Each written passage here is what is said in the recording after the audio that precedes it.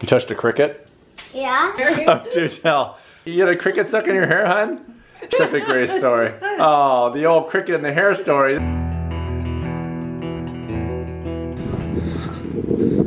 Goodbye, minivan. God, I miss you when I'm gone. I'm sorry, what's that? Get your race stuff out of here. Don't tell anybody yet, but I think I got the green light on my race. I wasn't gonna run today. I took a long run yesterday with Bree. Went to a buddy's house of mine, left one of the cars there so we could drive home together. It's still there. So I'm just gonna run and get it. Hey guys. I live on the coast, far north in California, and oddly rural. On my street, I'd say half the houses are pretty good, nice, and then half just seconds away from dueling banjos.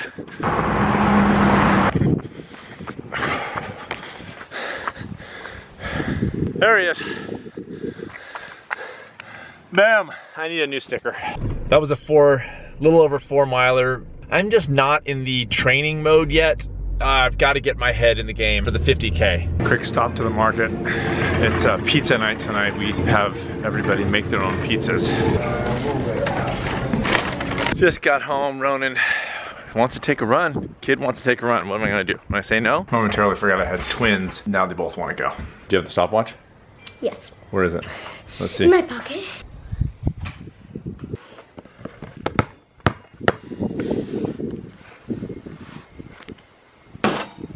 Boom. It wasn't by chance that I played 3rd string in 8th grade basketball. Wait, slow. Here comes cars. There's like really Couple things. First of all, that basketball shot earlier was real.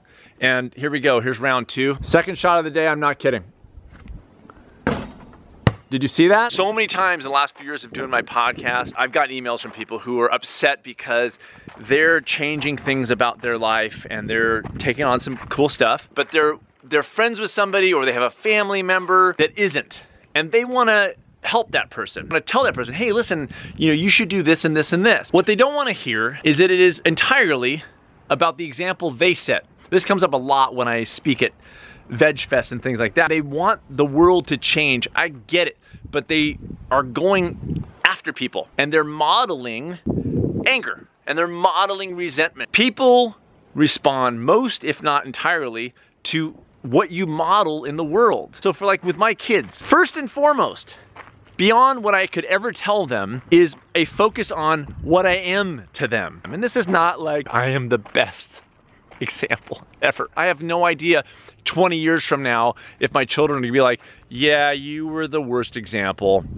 ever, but I'm thinking about it. Part of my job for real is eating well and exercising and being in good shape. That's as much a part of my job as anything I teach. What I've said on the podcast 1,000 times is if I don't represent a good example for you, don't listen to me.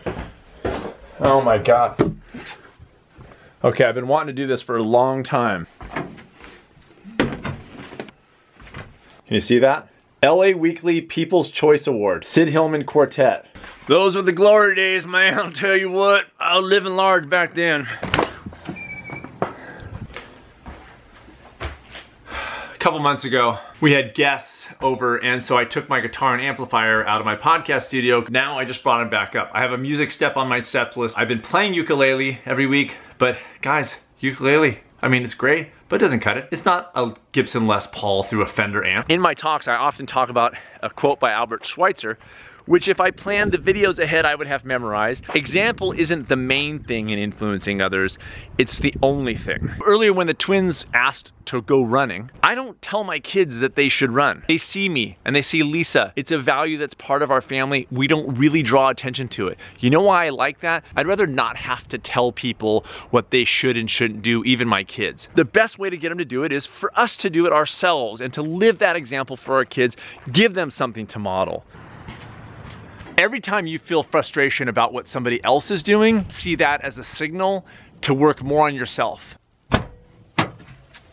My job is to help people live healthier and happier. I can't do my job by just telling people tools and tasks to live healthier and happier. I have to show them that it's actually possible. I know the fear I have, I know the anger I have, and in spite of that, I'm gonna come to the world happy and healthy and vibrant the best way that I can. That's the struggle of living well in the modern world, but that's the stuff that comes across more than anything